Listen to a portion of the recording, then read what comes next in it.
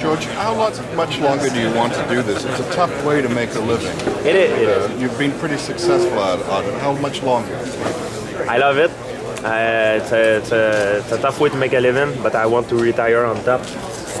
When I'm gonna reach my goal in being the greatest, I've gotta retire. Right now, I don't plan to do it. I'm fighting Jake Shield. I'm very happy with what I do. As long as I have a goal to reach, I keep doing this. Would winning a super fight be leaving on top? Hey, you put me on the spot now. I'm not sure. I don't even know what's gonna happen after this fight. You know what I mean? I'm seeing one things at the time, and I don't know. We'll see what's gonna, put me in trouble here. I don't know. We'll see. Could you I know you're thinking of Shields, but would you be prepared to fight at 185 pounds sometime this year? I don't know if it's... Everybody talk about the super fight. I don't know if it's going to be 170 because he did, like, Silva, I know he did 168 before a few years ago, so maybe I think he can do it again. He did it only a few years ago in Japan. So you said he's not coming down on the weekend. Oh, I don't know. I didn't follow what he said. That I don't know. This thing is, for me, I take it like a distraction from my fight. My immediate goal is to win against Jake Shield. I made a mistake in the past. Looking past an opponent, and I never gonna do that again. Because last time I did that, I got beat by Matt Serra, and I never gonna do this again. And right now, Jake Shield is my main problem, and for me, it will be foolish to look past Jake Shield. I don't know what's gonna happen. Maybe it's gonna happen this thing, or maybe it's not gonna happen this super fight. We'll see. Gonna have to figure out how it will happen. If it have to happen, otherwise maybe not. Maybe I will have another fight after. It's too complicated to say. We'll need to wait after Jake Shield to talk about it. George, how electric do you think the atmosphere will be inside the Puncher Center? Will be pretty crazy. I'm expecting a lot of a big energy. I look forward to this for a long time, and I'm glad and honored to headline this card. George, you said a minute ago that when all this talk is done, it's going to come down to you and Jake Shields trying to hit each other as hard as you can. So, not this fight specifically, but in general, what is the hardest you've ever been hit in the ring? Who did it? What were the circumstances? What did it feel like? It's a good question. The harder I've been hit was John Fitch. Hit me with a punch in the rib. But people don't see. Actually, no. John Fitch hit me with a punch in the rib. That's the hardest I've been hit. I was hurt, but I covered it. I didn't let people know. But actually, I can say also this Matt Serra. When I got hit, I lost my equilibrium and I was very dizzy. And then he finished me with a barrage of punches on the floor. I had to tap out. I was completely. I was not there. I was dizzy.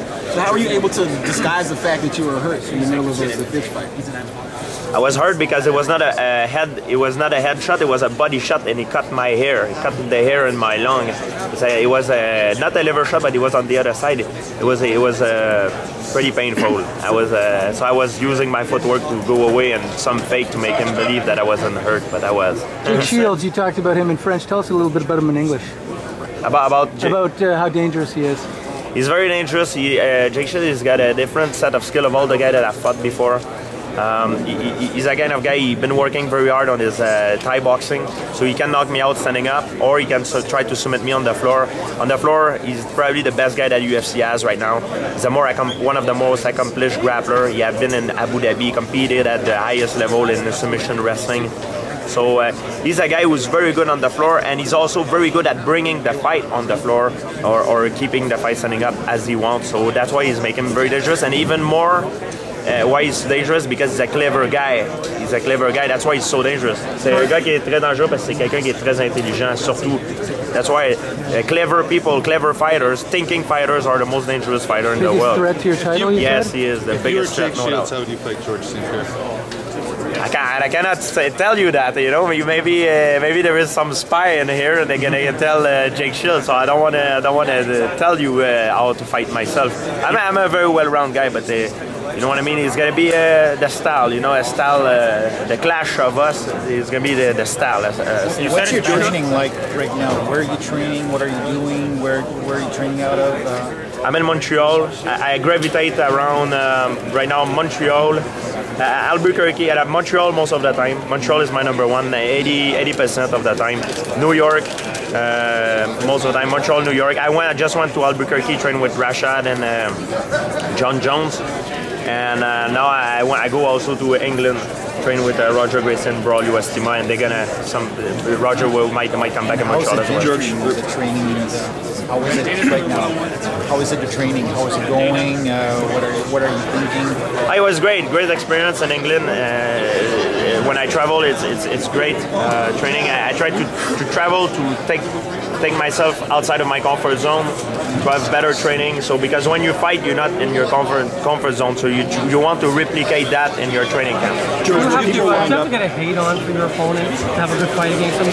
Shield seems like a nice guy. Do you have to build up a hate for him? I don't have that. That's why he's very dangerous. He's a very nice guy. I use the same trick.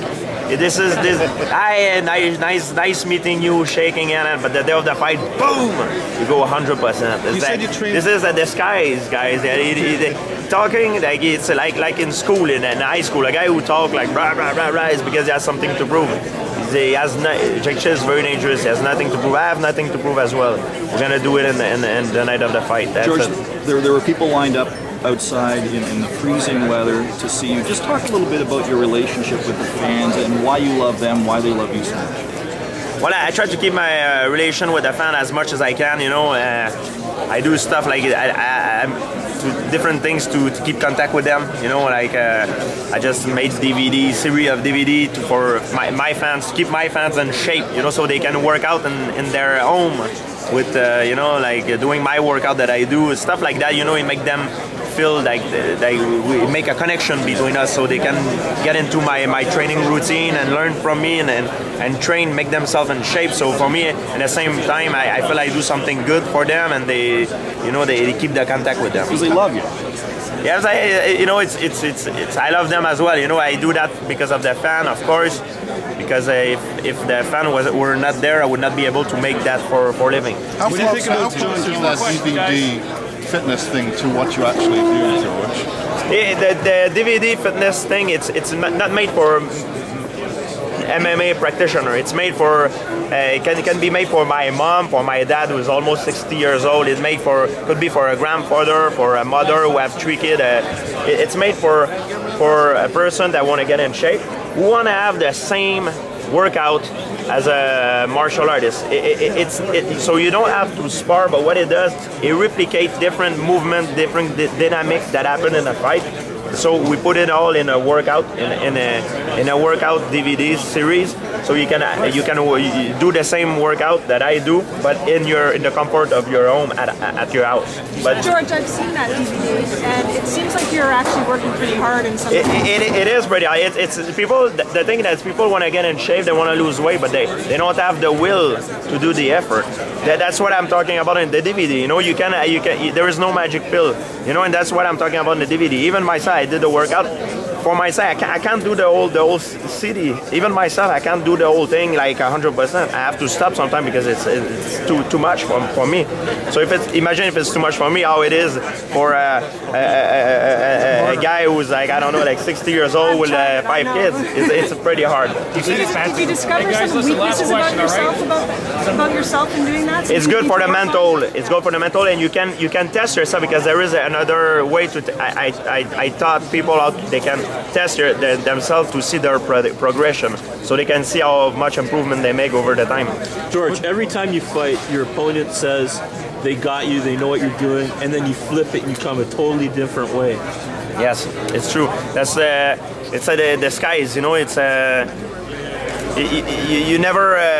You know, it's some protocol that you use for fighting. You know, it's you always do the unexpected. You know, and when your opponent is doing a mistake, you never interrupt your opponent if he's doing a mistake. You let him do his mistake. So going by the past, it's like you're gonna beat him in his own game, jiu-jitsu. I have not said that, but you guys will find out the day of the fight. All right, guys, thank you.